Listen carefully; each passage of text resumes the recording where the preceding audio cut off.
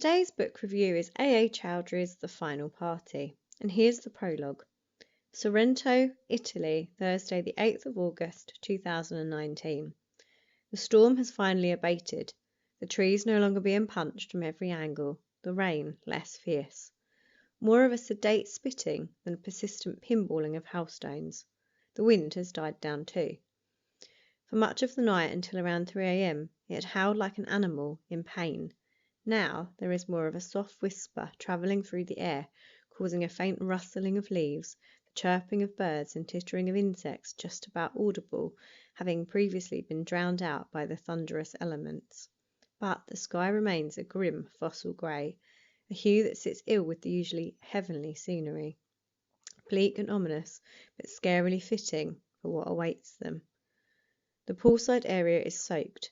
Mammoth-sized puddles of water have gathered in certain patches, causing the officers recently called to the scene to tread cautiously for fear of slipping underfoot, while a carpet of sodden leaves and stray twigs had layered the normally spotless swimming pool.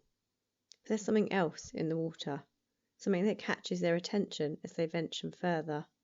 A body, floating face down, swimming in its own blood. They eye the rest of the villa's inhabitants suspiciously. 6 friends had started the week on seemingly good terms, here for a rest and the perfect birthday celebration.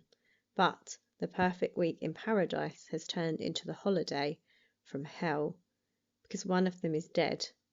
One of them is a killer. But which of them here is guilty? Here is my book review. I read this book back in the summer as I had saved it to read during my summer holiday in my downtime. I'd initially noticed The Final Party when I saw it advertised on Amazon in June. The front cover, once again, had everything to draw me in. I know they say you shouldn't judge a book by its cover, but this one just appealed. It seemed to like a blue-based cover, sending my brain on a tangent of holiday locations, and there's a swimming pool, a dead body, and the lines, 6 friends, 1 body, countless lies. And I just can't seem to help myself about blue book covers, I think. I don't know why. I seem to just love a locked room style book where the characters are away from home or it's quite an isolated area.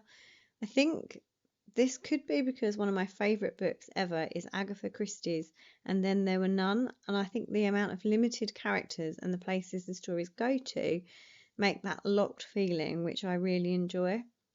Anyway, I digress. And the point is, I really want to make that while I've read quite a good few in this style, I can honestly say that this one wins hands down. I loved The Final Party because Chaudhuri's writing style is so immersive that I genuinely felt like I was there in Italy with the characters. The multiple perspectives work really well, and it was easy to remember and follow who was who. I've read some stories where I have struggled, but Chaudhuri's attention to detail ensures that you know who is who and which couple they are part of, and that's great for me. Each character is individual, and the voices of the characters shine through as an individual as well, as to their personalities and backstories. With the prologue set in the who is dead element, I began reading looking for clues to help me, in my armchair detective style, work out who, what, why and when. Needless to say, I didn't solve it, although I did work out a few things. I was pleased how it kept me guessing until the end. Throughout the chapters, they go from 2019 or 2001, and this works well to help the plot to progress and keeps the tale running to a fast pace, with the past helping to explain why some things happen currently. The clues and hints of what did happen are drip-fed throughout, with some conclusions and reveals delivered early, and rightly so to help the plot develop. Then other revelations come at a later point so they can then unravel and explain as other secrets emerge too.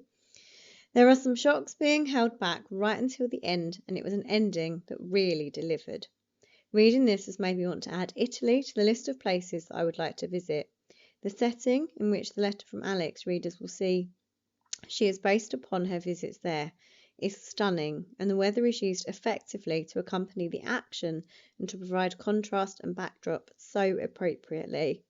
Sometimes, if a book is too detailed, I find myself skim reading to get to the action, but I found with this that I was savouring every word of the setting information, as there was just the right amount. I won't mention her intentions here as they will create spoilers. I do, however, recommend reading the letter for yourself and seeing the themes that she mentions and explains. I cannot recommend this book enough if you're feeling sad now that summer has gone here in England and you just want to escape to somewhere sunny in your mind.